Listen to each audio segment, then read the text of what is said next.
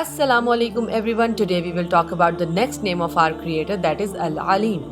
Al-Alim comes from the Arabic root Ain Lam Mim, which means knowledge, awareness, understanding and certainty.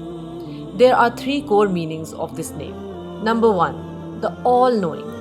Allah knows everything without exception.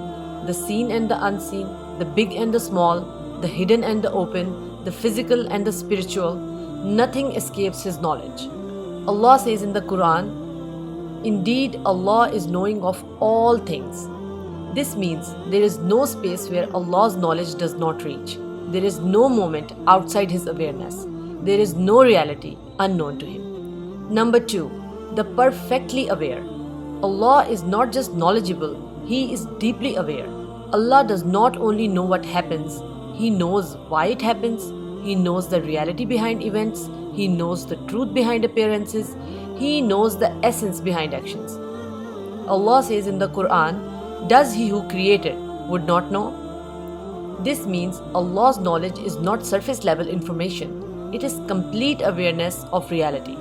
Number 3, the eternal knower.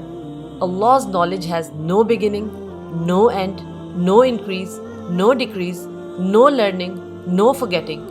Allah says in the Quran, "And Allah has encompassed all things in knowledge." He never developed knowledge. His knowledge is an essential attribute of His majestic being. There is nothing hidden from Al-Alim. Allah is the knower of the unseen realities. Allah says in the Quran, "With Him are the keys of the unseen." Allah is the knower of intentions.